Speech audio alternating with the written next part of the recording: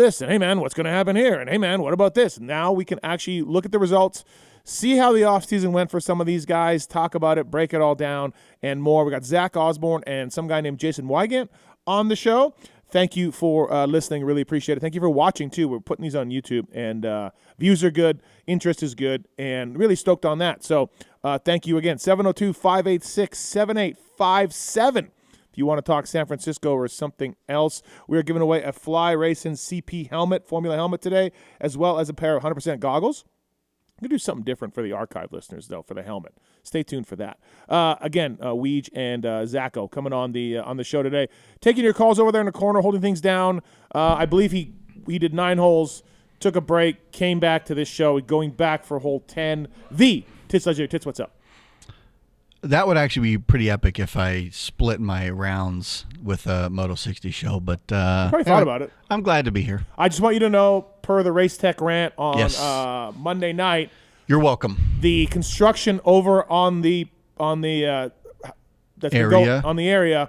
See, I gotta be careful. Yeah. It is rocking and rolling. I Yes. walked by there today. Multiple people. Yes. Multiple big machines moving things. I don't know if I had anything to do with this, but There are construction workers in the Las Vegas Valley who listen to your shows, and it is entirely possible I hope so. that you actually had the ears of the right people, and they said, let's get it done. We don't want to upset Mr. Mathis. Thank you. Yeah, I'm glad that it may have worked because we got a lot of action over there this morning. Love it. So, also working the cameras over there, coming in, making $1 more than Tits Legendary for her services this year. The Travis Marks. What's up, Marks? Hello. How are you? You know, I'm always happy to be here on Really? the middle of a Thursday. Yes. Yeah, all it's right. very Awesome. exciting. Fantastic. And the $1 more makes it all worth it. Do you tell your wife where you're going when you leave every Thursday? Or how does that- Absolutely not. Okay, so you just leave the house. For all she knows, I'm at Cheetahs right now. Right. All right. Fantastic. Better that way. 702-586-7857. Give us a call. We got some lines open. It is Weege and Osborne on the show. Thank you to the folks at Fly Racing.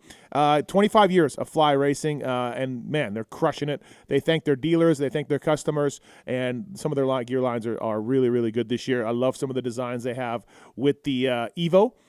Really, really great stuff. So thanks to folks at Fly Racing. The Formula S helmet, really smart.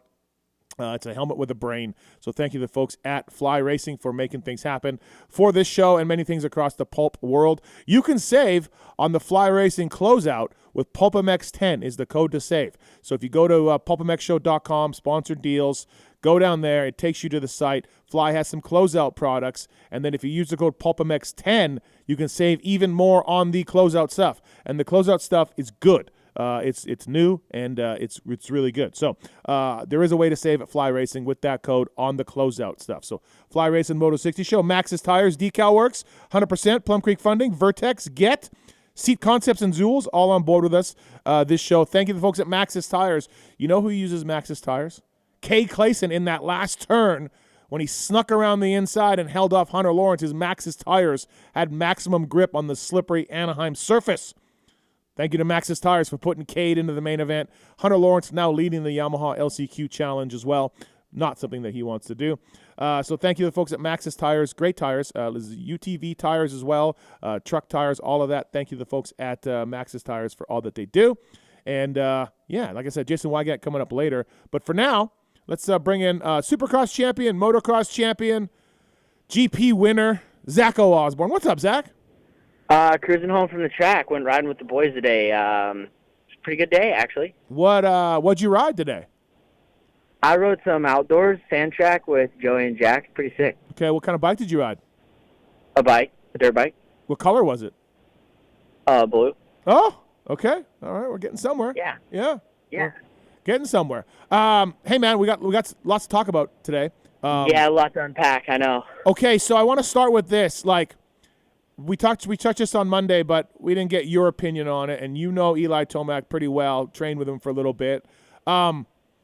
Look, I don't think he's going to ride uninspired and get caught by Justin Cooper, going forward. I think it was just a one-race thing for him, all of that. But there's a chance, Zach, that it isn't that way. You do lose it, right? You took some time off. I'm not in that camp, but there's a chance he's that way. Or do you, in your mind, Zach, no way? I don't think so. Okay. I mean, he knows where he was at, mentally and physically, and I think if that's the attitude, he just wouldn't have come back. Okay. I not panic button yet for sure. A bit puzzling, but he'll work through it. I think. All right. Sounds good on that. You can go anywhere you want with this. This is kind of why we're getting you on this each week. I want to talk to you a little bit about what impressed you. I mean, we had Cooper Webb on the Monday show. He was pretty honest and open about he didn't think he thought Jet would be faster. He was surprised at himself that he was catching Jet a little bit. Now, you could maybe make the case that Jet was managing it, like we've seen so many times. But where do you want to go with this? What caught your eye? Definitely, I thought Coop was good, and they were a little closer to him than I thought they would be. Mm-hmm. I still think that they just have to take the race to him, like Coop did in the second corner in the heat race. Yep. I think that kind of just gets him a little bit off his game, where he's going to be hard to beat if he pulls the whole shot and he pulls a 4-second gap and can see you. Exiting the corner when you're entering the corner. I mean, he's hard to beat, right? Yep. To me, they managed it pretty well. Jason too. I really, like I said last week on the show, I thought Jason would be that guy. I think I had him on my podium actually, but yeah, I was impressed by both Coop and Jason. Kenny looked good during the day. Kind of crap luck with the start, and actually had a really good comeback ride, I thought. Prado, I talked about him the other day, but I still just think it's super understated how gnarly it is to have 4 or 5 months of Supercross in your life and go try to make a 450 main. I think a lot of guys, pretty much anybody who's ever raced Supercross, would tell you the same, that that's an unthinkable step, in my opinion. And, yeah, you got 13th on paper, but there's so much more to that. I think, with a proper off season of prep and a full commitment to the series, not, hey, I want to do 3 rounds, not get hurt, and go back and defend my championship in Europe. Yep. I think that changes a lot. And, yeah, I was super impressed by the whole package, the maturity to, know when to hold them, know when to fold them. All those things are just really positive in my opinion. So still, I was really impressed with them. 13th on paper isn't much, but it's so much more than that in my opinion. That's funny. I'm not there. I mean, look, you're the champion. You get it. I thought it was a little underwhelming, all of it. I just was like, he looked a little tired. He looked a little struggling in the whoops a little bit. There was a lot going on where I was just I shrugged my shoulders. Now, like you said, hey man, this is a guy that's never raced Supercross or really even ridden Supercross until 2 months ago. So that's where you're coming from. In my opinion, it's it's an impossible comparison, right? But it's almost like asking an amateur level guy like a Daxton Bennick, who's never really, who's raced Supercross futures. Prado hasn't even done that. Bennick's had a Supercross track at his house since he was 12 or whatever. Yep. He's young. It's not a great comparison, but it's like throwing them into the 450 class, in my opinion. Okay. That's the closest thing I can kind of dream up as far as a comparison goes. And with that, it's pretty impressive, in my opinion. Zack Osborne here on the Fly Racing Moto 60 show. Got some lines open, 702-586-7857. If you want to give them a call. Thanks to the folks at 100% Goggles. By the way, Pulp 30 is the code to save with 100%. Jet Lawrence winning the race in his 100% goggles, and, of course, the Star Racing guys as well. But they got a lot of cool casual wear. I'm wearing a T-shirt today from 100% guys. They have mountain bike gear as well, so thanks to the folks at 100% for all that they do. Pulp 30 saves you on everything at 100%.com. Really, really appreciative of those guys for coming on. Okay, Zacho, so let's go this way. AP is probably, to me, the fastest guy that no one's going to talk about because his heat race was really good. He passed some dudes. He was catching Coop a little bit. Main event, he got caught into that start straight and, had to come from the back again. AP was solid.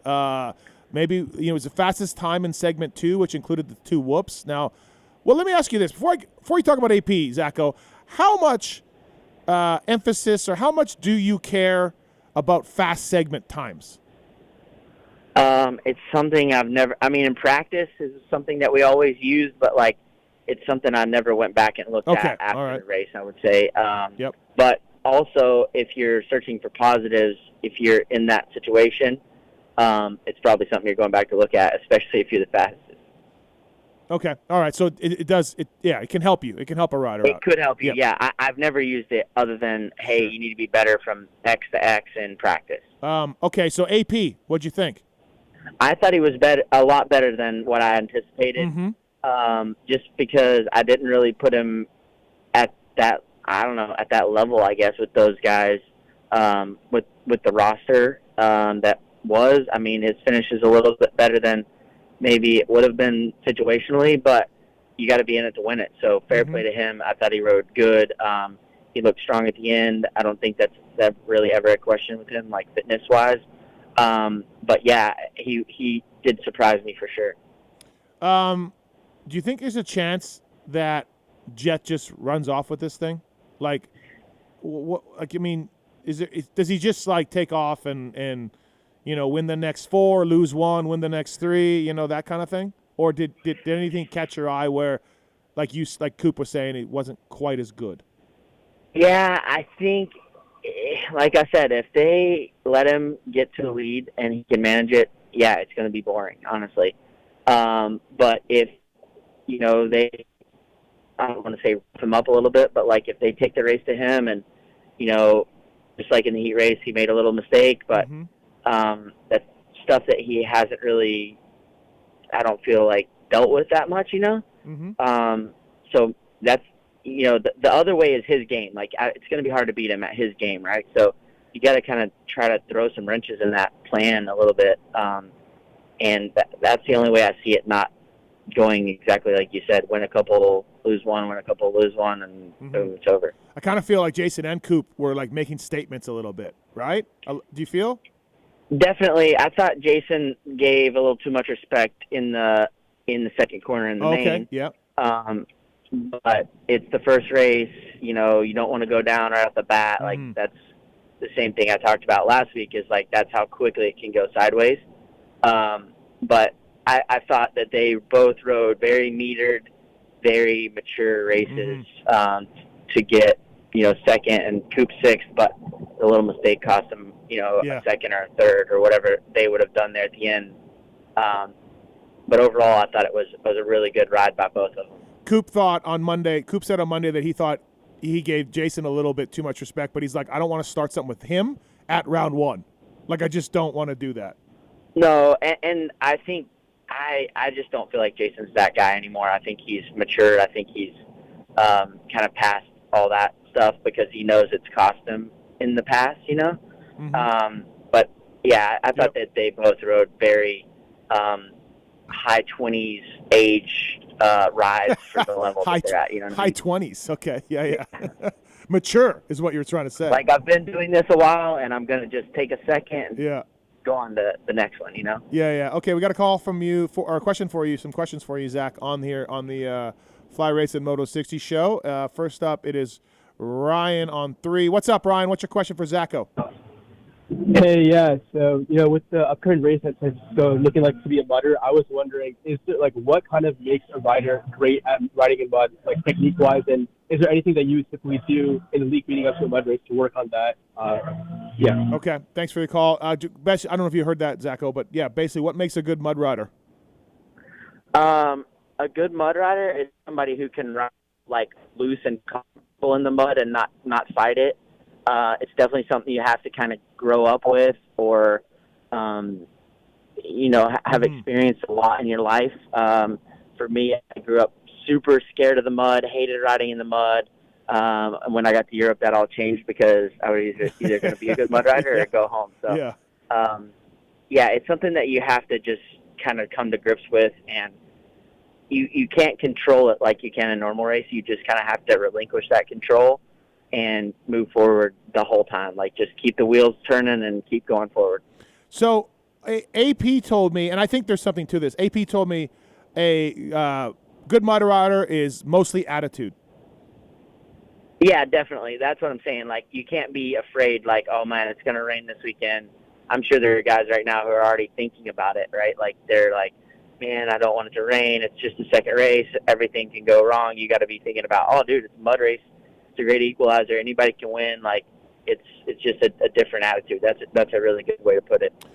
Is there a difference if you're a good mud rider? Is there a difference between being good in Supercross and being good in motocross for a mud rider, or do the same fundamentals / attitude work? I would say the same attitude works. I would think that the start is way more important in a Supercross mud race than an outdoor mud race, just because of the time that you have. And in outdoors, I feel like it's kind of a game of runs. Like, if you can have a good lap, you can build on that. Mm-hmm. Whereas in Supercross, it's like turn to turn more or less, because it's so technical and so tight that you almost have to just take it in shorter pieces, where outdoors you can kind of let it roll a little bit better, and it seems to, like, the momentum carries a little bit more. So, yeah, I think that's, like, the main two differences. Outside of Barsha and AP, because we're probably going to have some mud this weekend, some ruddy stuff, conditions, damp, all that. Outside of Barsha and AP, is there someone else that is good at this stuff? Well, in my opinion, I know you're going to love this, shocker, but Prado's a great starter. Okay, all right, here we go. Yeah. You know, he's from Europe, great mud rider, so I think that it levels the field for him a little bit. Mm-hmm. And Jason's actually a sneaky good mud rider, too. If you look back through history, he's had some really good mud races. Salt Lake in 2020 in the mud, he got on the podium. He was the only guy that didn't get lapped by Eli and Coop. Outdoors, he's had some really good mud rides, so I think he's better than what, you know, he probably gets credit for. Yep. Other than those four guys, AP, Barsha, Prado, Jason, I don't really see anybody that's like a standout. Get a start, right? Get a start, right? Yeah. A lot of good mud riders start with getting a good start. So that's exactly right. Yeah.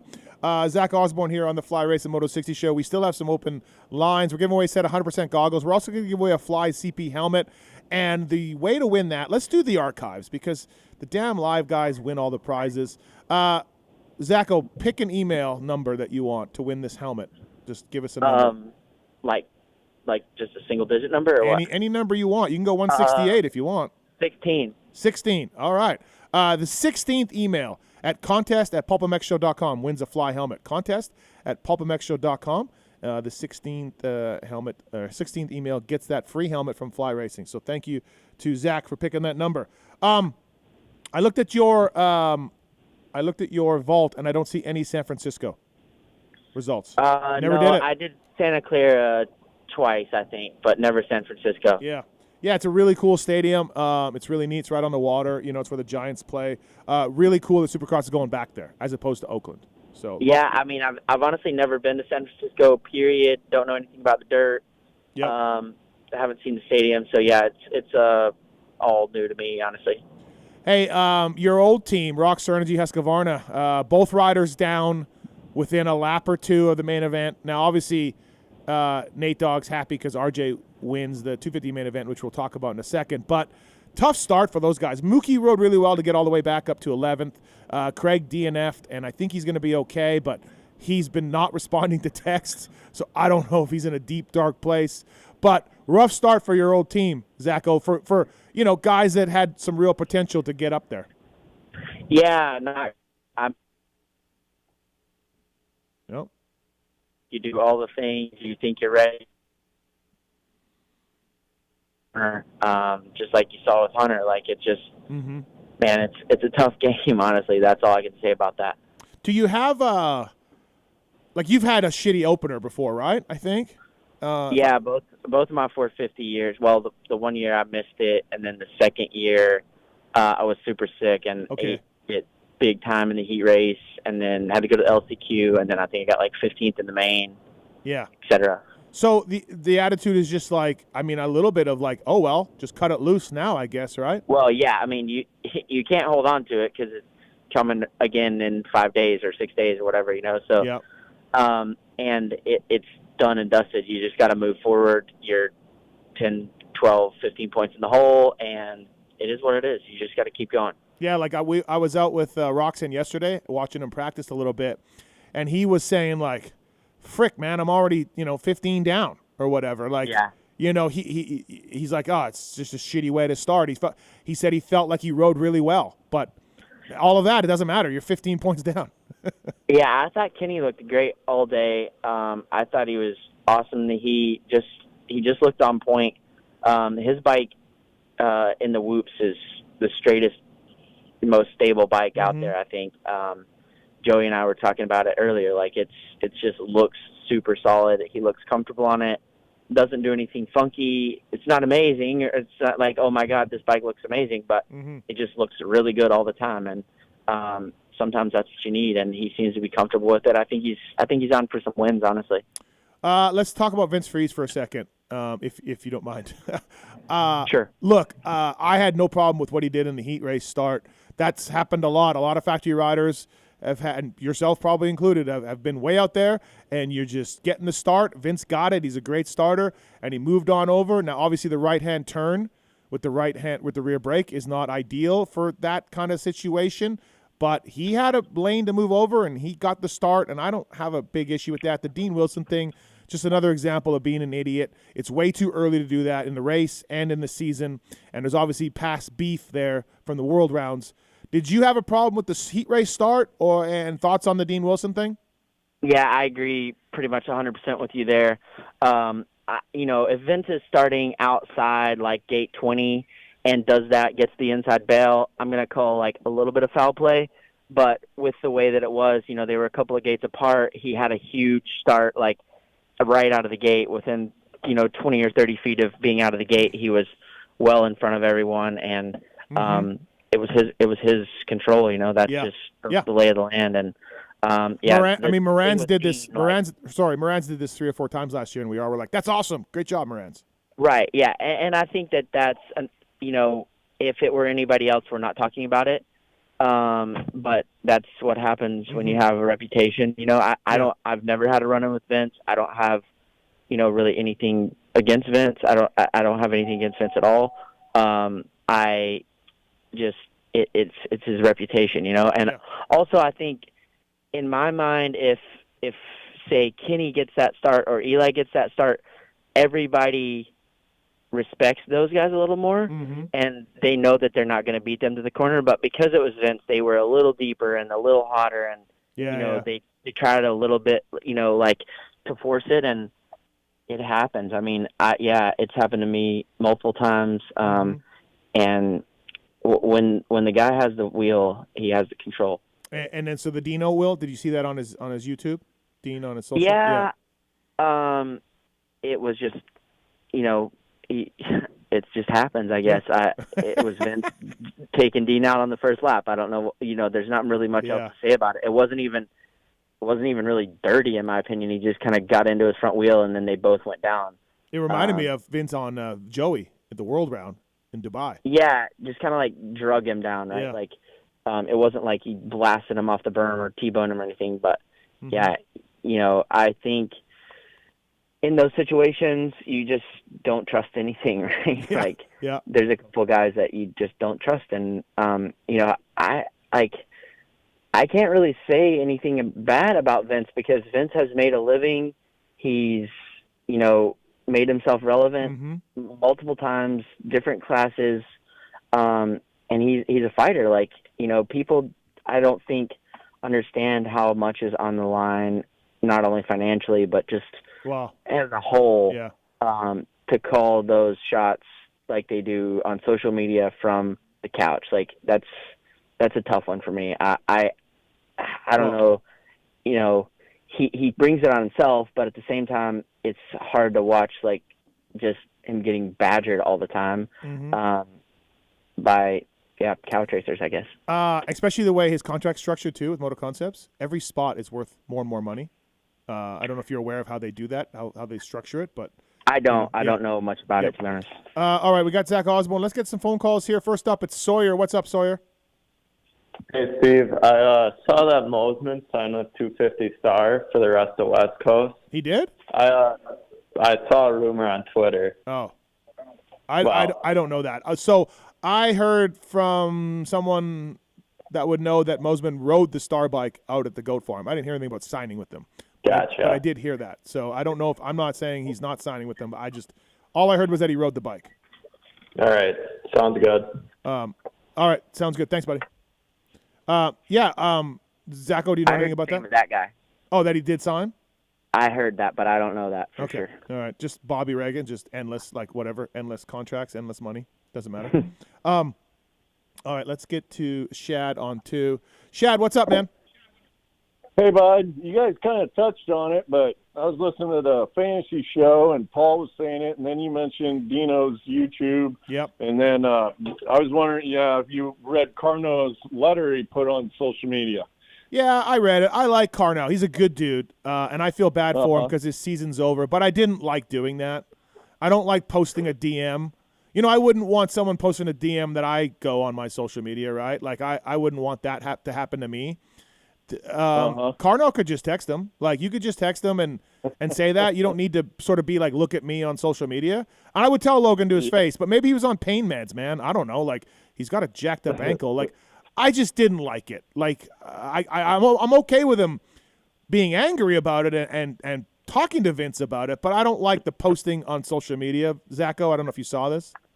Yeah, I don't know. I mean, for sure there's emotions are high and all the things, but yeah, I don't know. Maybe it's not my play. Yeah, it's not like he pretty much blamed him.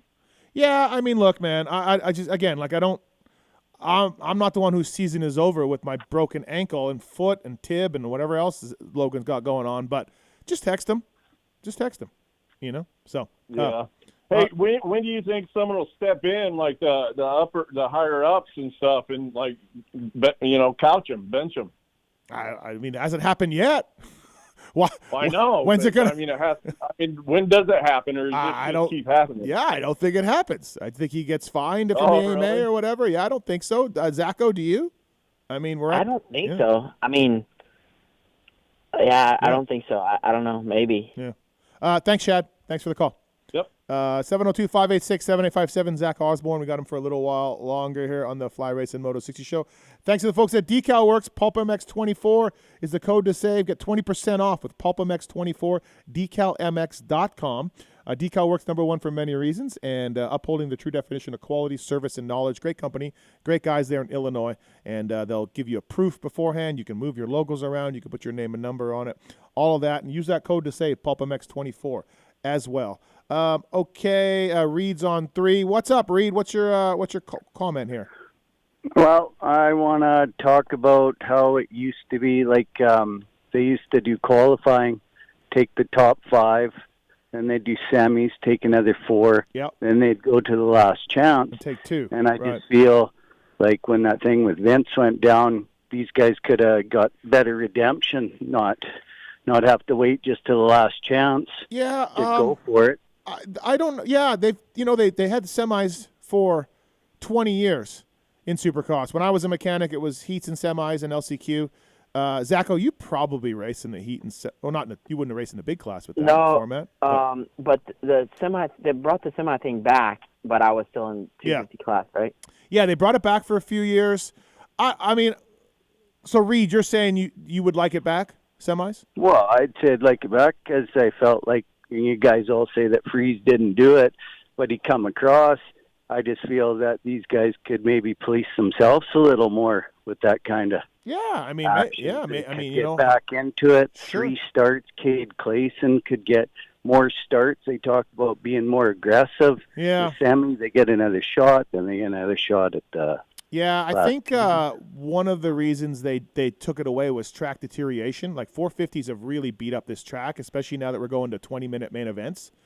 And I think if you put semis back in, the track's going to get even more hammered with more racing, and they want to kind of avoid that. I think that was the thinking behind getting rid of them. Honestly, what's that, Zacho? I got a hot take. Yeah, go ahead. Minute mains are not the way. I think lap mains were better. It's not. Yeah, it's not that much of a hot take. I kind of agree. Like, I was the one yelling and screaming that, because one of the main events in Santa Clara was 14 minutes long. Yeah, my main that night was like 12 minutes and 20 seconds or something like that. Yeah, and so I was one saying you got to lengthen these. But can we lengthen them to 20 minutes and just adjust the laps each way? Do you know what I mean? What? Like, can we just have the main done I'm sorry. Can we have them 20 laps and adjust the laps? Just the time on the track to make it like 20 laps or make it 25 laps. Like, find an in-between between 20 laps and 20 minutes, right? Find the in-between that and adjust the race length for that each week.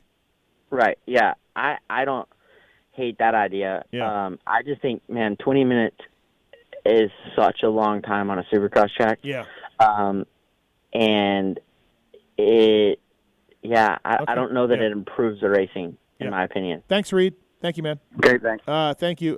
Next up is... I didn't mean to hijack his question or his topic, but I just had to throw that out there. I don't think semis are coming back. I do feel for guys like you, Zacho, making all this money, stars of the sport, and like something goes wrong in the heat, and now you're gate 20 in the LCQ. Like, that ain't fun, It's not fun, no. and I people are like, what's it like to be in the LCQ as a factory guy? And I'm like, put me down for $25,000 right now if I don't ever have to ride one again. You know what I mean? Like, it's the worst feeling, the absolute worst feeling, and like I said, the bad gate pick, the bad gate pick. Like, yeah, you have, you go down and it rips your throttle cable off or does something dumb in the heat. You go back to the truck.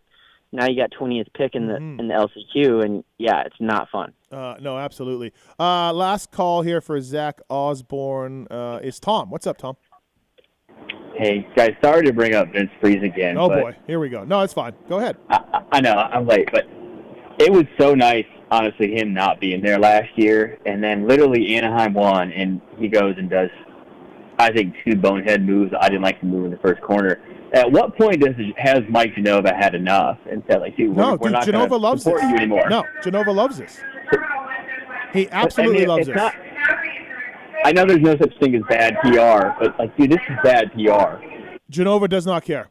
Nope. He's a fan of this. I've talked to him about it. It's good attention. He thinks that he's doing fine. All of that. So. Yeah, as a fan of the sport and a consumer, I'm not buying products and companies that are supporting okay. No, that's you're right for sure. Thanks, Tom. We're gonna let you go. A lot of background noise, but Zacho, that's how people feel. Genova doesn't care. Yeah, I mean, I don't know. I'm trying to keep my nose clean here. But you're not racing Supercross anymore. You're fine. No, I know, but like I said, I've never had any issue with Vince. Like sure, he makes some cheap moves. He does some stuff that I wouldn't do, stuff that, is not etiquette, but dude's here for a living. Like, yeah. I don't know what else to say. Zacho, you just remind me of Homer Simpson in the bushes, going back into the bushes. Yeah, that's me right now. I was trying really hard to not get on this topic, but here we are. I got a couple questions before we let you go real quick. This is RJ Hampshire's time, right? This is it. Yeah, I agree. And I think that was the ride he needed. Solid, steady, never looked out of sorts, never looked wild. Looked like, he should look, in my opinion. Like he's been there for a while. He knows what to do, and he's finally doing it. Smitty was almost equally as impressive, though. Smitty rode really well from a not great start. And just looked solid. Yep. I thought Shimoda was good. From a terrible start, I think, he's going to win some races for sure, but those 3 are my front 3 runners for the title. But it's RJ's time. He's got to capitalize right now, right now. Okay, last question for you. Your daily polls on Twitter. What has been the most contentious? Like, what's been the one that you're just like, wow? The triple quad thing was mind blowing to me. Mainly because of RC being totally on the triple side of things. And I'm like, bro, the first time that you're at a race and they jumping on off and you call a quad, I'm going nuclear. Like, I'm burning Twitter down with all the footage on repeat. Okay. So, yeah, that one was mind-blowing. One of the other ones that blew up that I had no idea was such a major divide. I don't remember what it was now, but honestly, I saw some other people doing it, and I just thought it was cool. And, you know, I'm on number 61 today, I think. So maybe we'll get to 365. I don't know. I was going to do a motocross fun fact of the day on Twitter, and I got to 14, and I'm like, fuck this. Like, I'm over it. Like, so I admire your persistence, Zacho. Like, it's good. Yeah. So I don't know if you saw on Sunday, I did there's a guy in NASCAR called, his name's Jeff Gluck. He's like one of the. I know Jeff Gluck. Oh, yeah. Believe me, I'm a little bitter at Jeff Gluck. Problems or what? Well, we'll bring in our next guest, Jason Weigandt. Weege is on the phone. We know Jeff Gluck. Oh, Zacho. Jeff Gluck. Oh, so he came to Anaheim. This might be 5 years ago now. And we heard there was a NASCAR reporter there. And then we're sitting in the corner press box, as we always are, and we see Sean Brennan personally escorting Jeff Gluck onto the track, all around the building. Yep. We heard there was a second press box with dinner and drinks. Yep. So we have been demanding the Jeff Gluck treatment for 5 years now. We're making small inroads, but we're still not where he was in 2018. Yes. Maybe I'm the new Jeff Gluck, boys. Yeah, maybe. Yeah. So and Gluck knows about us because I've interacted with him. He knows. Yeah. So when we get pizza in the press box, I tweet Gluck and say, "Look, we're getting closer to you." Yep. Yeah. Yep. So he does this every weekend poll. Was the race, wherever they're at, was Daytona good? Was Dover good? Whatever. Yep. And I feel like that I wasn't on Twitter for a long time. Like I was not on Twitter for probably the better part of 5-6 years.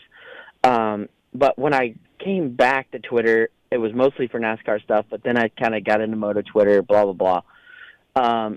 But I feel like there's this huge divide where people watch a race and they want to sit down for 3 hours every Saturday and they want to see like Vegas 2017 two main events for the title every weekend, or the track sucked. These guys are so out of shape and the race was terrible, which is not what I experienced. I said it the other day on Twitter, but I can only name one race where I've been like, man, this is just not that entertaining. And that was Hangtown last year, just because the track prep wasn't that great and there was really nothing going on the race. So I want to know, like, how we bridge that gap from the average to avid fan knowledge base to where they are seeing more of the things that I see when I watch a race that make the race entertaining that they're clearly not seeing, right? So I want to know, and I was actually surprised by the Anaheim poll. I think that was 68% yes, it was a good race, because there wasn't a lot of passing. The track was pretty basic, and I just, I think that it was A1 hype a little bit. A1, everybody was excited. Everybody's having their, get together and whatnot. So I want to know how we bridge that gap a little bit. That's what I want to learn, I guess you would say, is how to show people more of what is really happening in the race, the intricacies, the this, the that, the average person watching, or even I see avid people, people that I would assume are avid fans that know and ride and, all those things, also saying these things. So to me, it's important, like, for the future of the sport, not just right now or whatever, but I want to know how to, like, bridge that gap kind of. And that's something that NASCAR does really well. I know everyone hates NASCAR and motocross, blah, blah, blah, whatever, but that's my thing. And I do realize that they have a crap load of time over a 500-lap race to be able to explain cars and cutaway cars and the tire's this and the body's that and the spring is this and this is your track part, whatever. So somehow we have to bridge that gap a little bit of people seeing all the intricacies that are happening on the track with the guys, with the body language, with, every single little thing, so that everyone's more entertained by what's happening on the track. Okay. That is your thesis for today. I like it. Yeah. That's where I'm at with the Sunday polls. Okay. So I got a text from a Joey Savacci, and he asked me who won the last moto today. It wasn't him. Okay. All right. Fair enough. It was not him. Great. Zacho, thanks for your time. As always, before we let you go, give me your winners in the 2 classes this weekend, San Francisco.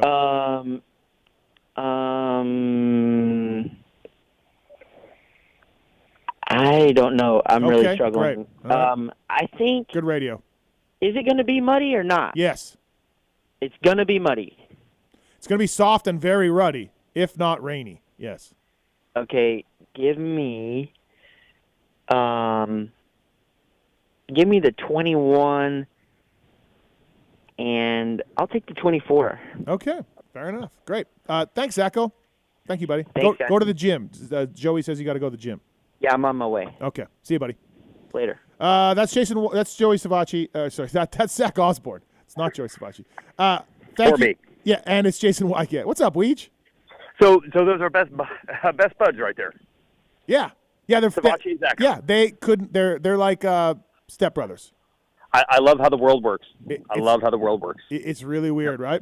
Yep. All right, welcome to the show. We got some phone calls on the line, including an Alex Ray. He's got, I heard this. He's got time on his hands, so we can get to him in a second. Announcing a comeback? Well, he did mention on a group text there was only 42 250 riders, and that means he could get right in the night show on a 250. Oh, there we go. Maybe I was thinking maybe he watched and he missed it so much he's like, I'm ramping it back up. If you own a home, if you want to try to pull some cash out, if you got a vacation home like Weege, Plum Creek Funding has programs to suit your needs. Zach at plumcreekfunding.com. If you're looking to purchase a home in 2024, the rates have dropped, and maybe now is the time. ZACH at plumcreekfunding.com. Check them out. Thank you to Zach for coming on board. And Vertex as well. Premier choice for aftermarket pistons, gaskets, and complete engine rebuild kits for ATVs, UTVs, and dirt bikes. The pistons from Vertex are manufactured in Italy and a proud member of the All Balls Racing Group, a combination of the finest aftermarket power sports brands out there. For more information, go to allballsracinggroup.com and visit more. Thanks to Vertex Pistons. All right, Weege, let's before we get to A-Ray. San Francisco, we're back. I'm stoked. Always a cool stadium, cool vibe.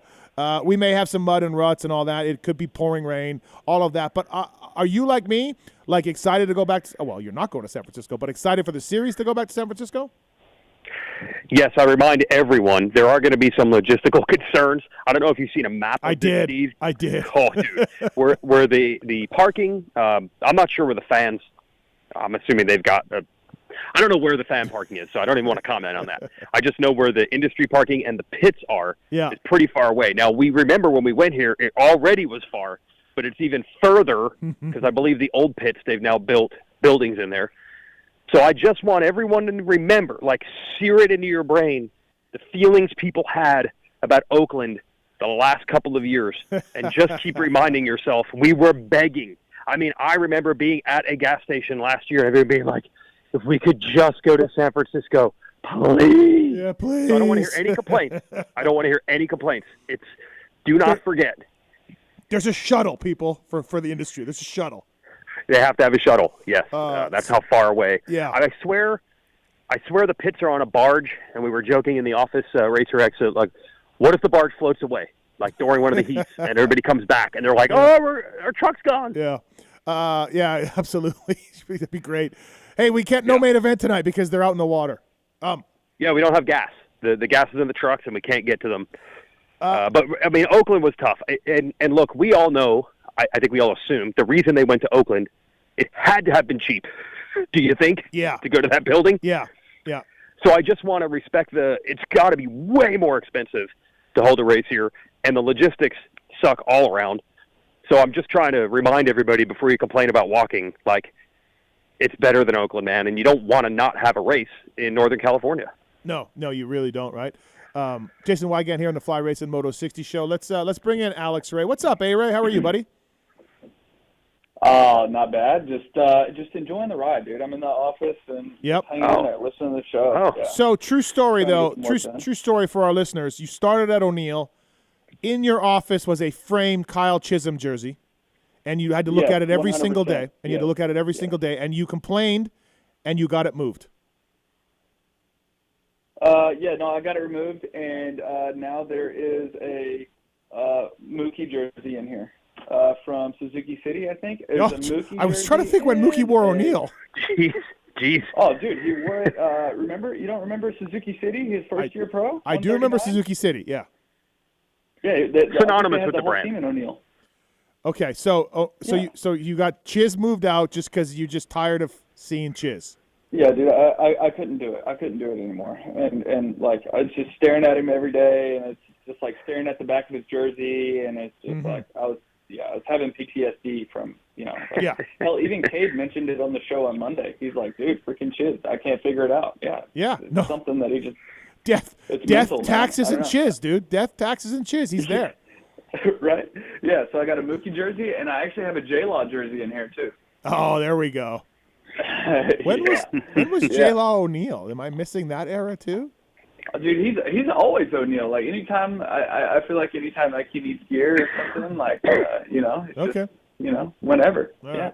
Right. Can we get some Brayton in there? Like, come on, can we get some Brayton, some skull, checker flag, smoke? Oh, we got JB. We got JB. I forget whose office. JB, I think, is in Justin's office, our sales manager. But yeah, okay. Dude, we got all the. That'll motivate you. We got Davey. Yeah. Yep. We got Hollywood Holly, bro. We got of course you have Hollywood Holly. Of course. They got Dubac and Holly. Yeah. Hey, you'll love this. I was talking to Jimmy at Anaheim 1, and he showed me a picture of his son who's a police officer now, and he's riding the police motorcycle. And, oh, yeah, he's got O'Neal gloves on. Full police uniform, but O'Neal gloves. There we go. Love it. Hey, we're in there. We like it. Hey, we had a caller earlier, A-Ray, about the car now thing. Did you listen? Did you hear that? Yeah. And again, Logan's a buddy of mine. I like Logan. I tried to get him some help this year from some sponsors. Like, I love his program, but I'm not down with that a little bit. Where are you at with that? Maybe that was morphine induced or pain pills induced or something.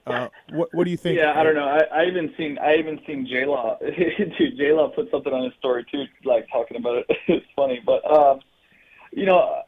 I would never like screenshot it and post it out there like just something that I said just in the moment. I mean that's me, right? Yeah. That's me. Everyone's entitled to their own decisions and whatever. But if it were me, I'd show up to his fucking house, when no one's around or something, Listen, we had a lot we had a lot of Vince calls, Weege, about it, and one guy's like, when's Genova gonna bench him? And I just said, Genova loves this. This is not a team thing where they're pissed at Vince Freeze.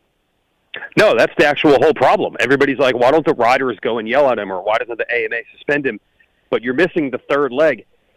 This team either doesn't mind or enjoys it, or I think the real thing is they never think he's guilty.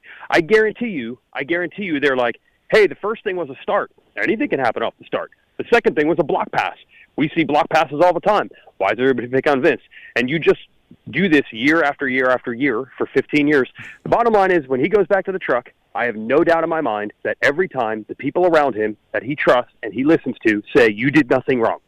So as long as that continues, it doesn't matter what the AMA says or the other riders. They had a defense for the Craig thing at Phoenix, which was mind-blowing. Mind-blowing that they were like, yeah, man, yeah, and I'm just like, okay. I honestly feel I only spoke on this one time. I put a big rant on my own YouTube channel. And I said, for sure, Vince will do more things that will get known. The results will be overshadowed by the controversy. I feel like I was proven right. But later on, I went over there, took it like a man, went over, talked to the team, let them say their piece. And they basically felt like that was more Craig's fault than Vince. Yeah, exactly. Shouldn't have went around the outside. And another thing, too, I feel like Genova, he's such a business guy, right? So anytime, like, whether it's good press or bad press, it's press. And, it's something that he's not having to pay for, and he's getting it for free, whether it's good or bad. And I also heard, too, like on Friday that Honda was over the truck as well about some press day stuff between Mumphy and Shimoda. So, I mean, like, they were getting it from all ends. Yeah, Mumphy hit Shimoda on press day and then also tried to take him out early in the main event. So there's Mumphy-Shimoda beef, and I don't know why. I have no idea. I feel like that just goes back to like maybe Geico days or amateur stuff, like going way back. I don't know. But Mumphy led. That was the very first heat race of the year. Yeah. Right? First was heat 1. Yep. He gets the lead. He leads the first 3 laps of the year. Like, that's it. He's got a guaranteed deal for the next 5 years if you want. Like, that is what, and that's fine. But that's what Genova likes. I'm not. He likes guys that whole shot lead, and to your point, I guess, A-Ray, get press, get attention. So good job, Mumphy. We got a TV question on 2, Weege, and there's nobody better to to handle a TV question than you. Okay. Big TV star. It is David. David, go ahead. Ask Weigandt your TV question. Okay, two little questions. One, I've asked this before. Why don't they talk about other people that they don't see on camera? What's the downside of talking about something that happened when the crowd goes wild and we don't know about it? And the other one is the commentators were always hyping up that Anderson was catching Jet, but he really wasn't, because we couldn't see the actual lap times from Jet. All we could see is how many seconds back second place is. So is there a place where we can actually see his lap time so we know whether he's speeding up and slowing down? Yeah, first one, that is TV 101. Never talk about things that can't be seen on the screen, because if you actually did that, it's so weird and confusing for the viewer, and I think that's in any sport. Like, talk about what's on the screen. It might seem like a good idea not to do it, but if they actually did it, people's brains would explode. They'd be like, what? What? And second, I will tell you from personal experience, if you start looking at things that aren't on the screen, that's the moment the leader tips over and you don't even call it because you were looking at something else, which is the biggest doofus move you could possibly do. So, no, they say, look at the screen. Only call what's on the screen. Don't look away. As for the second one, what was that, lap times? I know people complain about not seeing lap times. To me, why is the gap not the main stat you want to see? If you can pick one, why would you not? Oh, it's 2.1 seconds. It's 2.4. Oh, it's 1.9. Wouldn't you rather see that than see lap times and then have to do the math? No, because you want to know whether he's speeding up or slowing down in the front. But the gap tells you that, doesn't it? Well, if you could see both, sure. But I would rather, if you can only fit one on there, which you can only fit one, I'd rather be like, oh, they're catching him. Oh, he responded. And whether it's them speeding up or him slowing down or whatever, you have to do the math yourself. Otherwise, you literally have to do the math yourself. Wait, he was 4 seconds. He just did a 108. They just did a 107. I like having 5 times around the track. The gap keeps growing, shrinking. That's, to me, that's better. Yeah. I don't know. All right. Yeah. Hey, David, you want a pair of 100% goggles? I sure do. All right, good question. And, TV questions. Weigandt will be on here every Thursday to handle all TV questions, everybody. So that's just if you want to get angry at TV broadcast, go ahead. Stay on hold. All right, David? Thank you. Okay, thank you. Bring it after actually calling the action starting around 4 so that you guys can really bring the heat after Anaheim 2. Dustin's on 1. Dustin, go ahead. You got a question about Jet? Yeah, I was wondering, in press he was doing that, he was 5ing in that one rhythm section, and I noticed, I didn't see it during practice all day, and then at night, I know I heard you guys said that they extended out the last single. Is that something that the AMA purposely did just to stop him from doing that? Or they did not want him to do that. Or was it like, back in the day that people were saying, like Carmichael or DeCosta would say make the whip smaller. I don't know if people were complaining like, hey, we're not going to jump that, so we don't want him to either. A-Ray, did you hear anything about this? From what I heard, the AMA was like, we don't want guys jumping that. We don't want that. I don't think they'll do that every now and then. Like, even if we're doing like a quad or something early in we would do quads and stuff like at press day early in the morning, and if anyone's seen what we were sort of doing and they thought it was dangerous, they would usually change the track or they would make a little adjustments to it.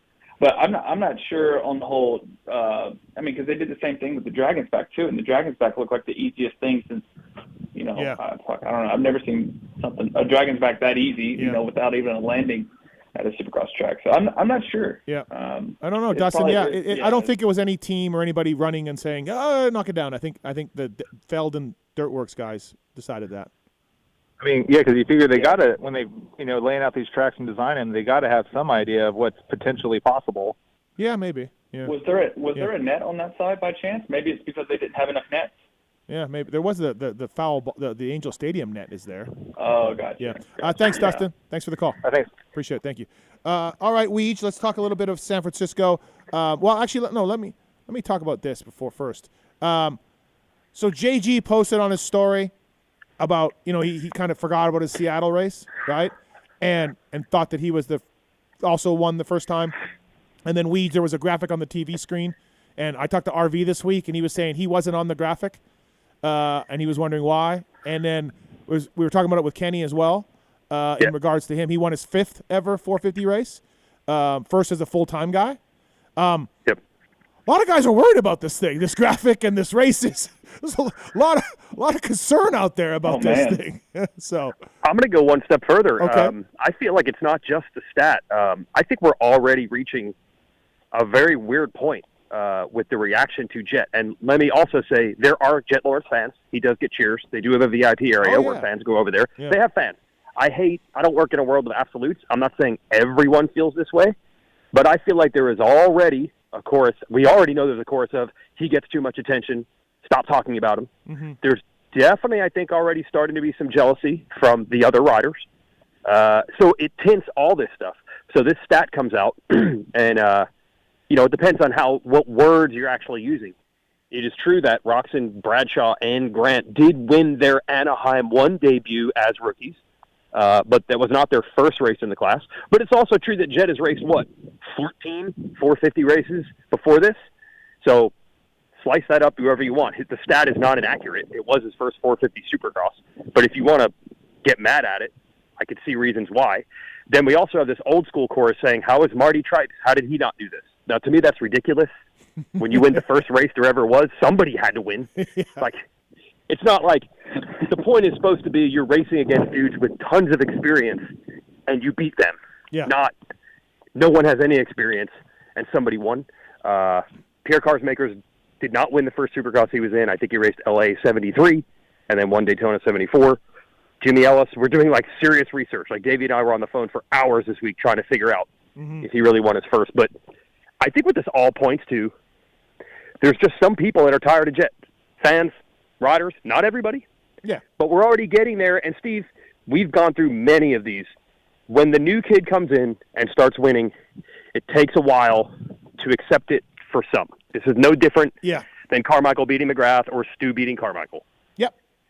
Yeah, no, it happens all the time. Yep, it's the circle of life, for sure. It really is. You want to see you cannot wait for the young kid to come in and spice it up. Yep. And then the minute, look, there's a lot of Eli Tomac fans right now, right? Tons. Oh, tons. If this continues this way, and maybe it doesn't, maybe Tomac gets on a roll, but if this season ends up being Tomac so-so and Jet's just getting all the accolades, that's a lot of Tomac fans they don't want to hear any stat about Jet at that point. Yeah. And honestly, at the end of the day, the fans listen to the Pulp MX network stuff and they buy Fly Racing products and 100%. And that's cool. Whatever. You're never going to get everybody to agree on anything. So I'm down with all of it, I just want to point out that you assign the human element. It's not anything actually really at its root. It's not anything Jet's doing, the stats are doing, that anything is doing. Mm-hmm. It's like you said, it is the circle of life. Yeah. Whether you said that he won his first one or not, there are still fans there that are like, I'm already tired of this kid. Yeah. And then whatever you do, they're going to get mad at. And then there's also people that whatever you do, they're going to love it. I try to remind everyone all the time, it's literally just human nature. Don't take it personally. Did you read my observations column this week, and I kind of wrote about it a little bit. Do you sort of agree with where I was going with that? I'm fine with it. I could have done a better job of insinuating that I don't really care. I'm just bringing this up, and I think there's something there. I mean, they are literally in business with Feld. There's a Lawrence VIP program. They're pushing him hard. Feld benefits from Jet transcending the sport. As does MX Sports. They all benefit from it. So and the kid so far has been worth every accolade you want to give him. He's that good. Yeah. But there is a fine line. And so the promoter's got to be careful a little bit. Yeah, and it's tough because this is coming from all angles. I think the assumption is Feld is doing all this himself, but Clinton Fowler's the stat man. He just dug up the stat. He's just like, hey, here's something interesting. No one's won their first 450 Supercross race, unless you want to count Marty Tripes. It's not like Feld said, hey, Clinton, do us a favor. Find stats to prove Jet's awesome. Right. Like, he just comes to them and says, here's a stat. And they're like, okay. And the VIP program was more the Lawrences wanting to do it and investing in it and doing it than Feld asking. He had a different opening ceremonies video, as you mentioned, but that was them saying Lawrence's camp, wanting to do it their own way. But on the outside, no one knows which direction it's coming from. You can easily think it's all Feld. Every one of these things is Feld just shoving the Lawrences down. They forced them to come up with that stat. They crammed the VIP area in there. Yeah. They forced the different opening ceremonies video.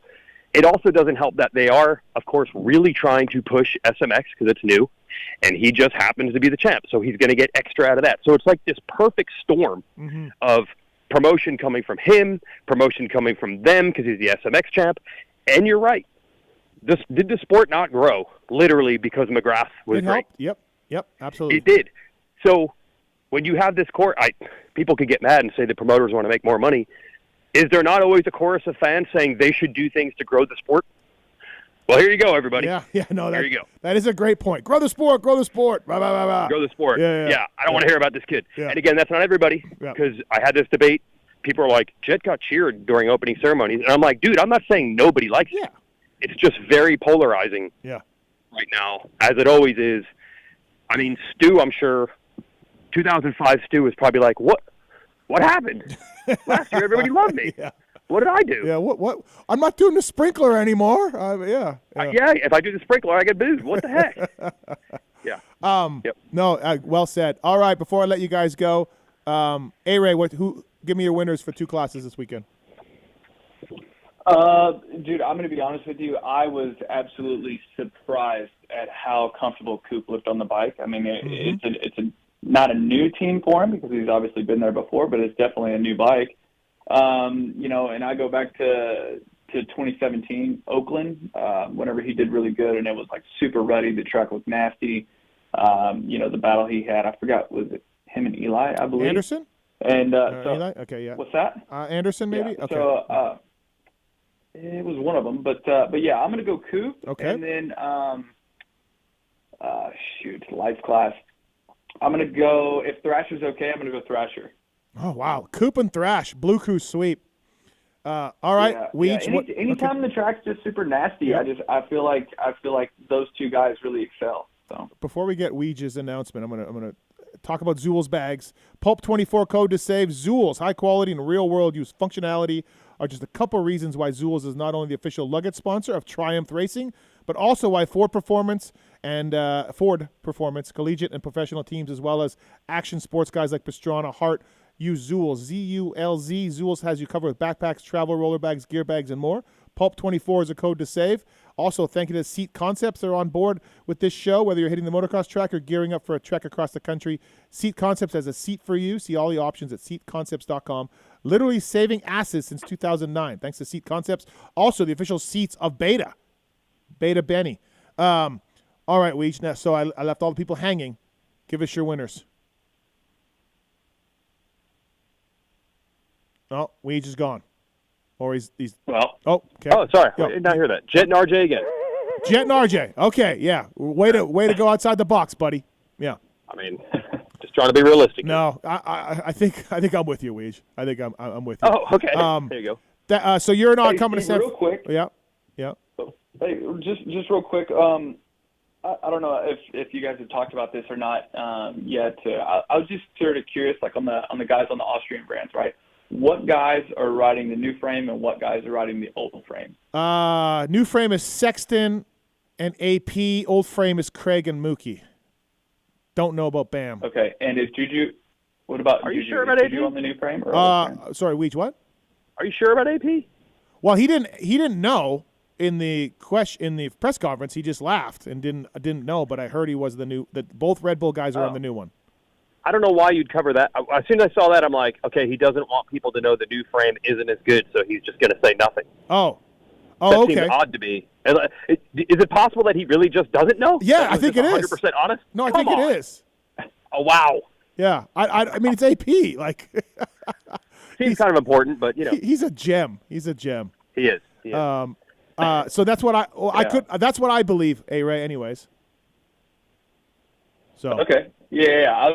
I was just sort of curious on that. Just was watching this past weekend in Anaheim. I was trying to like pick apart like some similarities and some differences, but it was just sort of hard to tell from the stands there. But okay. But yeah, I just think that's super weird though. Like I don't know, it's just weird to me.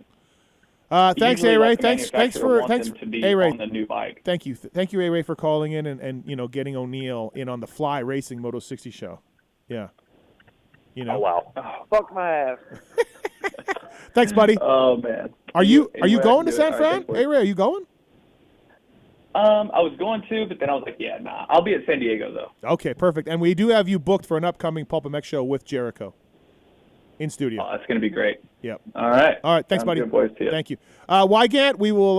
You are at home this weekend, but you will be back for the next race, and of course, you're going to handle the play-by-play duties starting at round 4 with Stu and Ricky. So looks like it should be great. Thanks for the time today, buddy. Thank you. All right. See you soon. See you. Yep. That's Jason Weigandt, everybody. Fly Race and Moto 60 show. Seat Concept, Zools. Thank you. Decal Works, Plum Creek Funding, Vertex, Get, 100% Maxis, all on board with us. Fly Racing as well. Tits, great job. Great work. Yeah, man. 6 minutes over. 30 minutes over. Oh, because you're going to round. Yeah, rounds up. Yeah. Well, no I know, free time. I know Marks would only charge me for the 6 minutes, so I know Marks would do I that. think he's giving you 15. I just do everything Tits does +1, so it looks like we're going to the hour. Thanks, everybody, for listening. See you next week.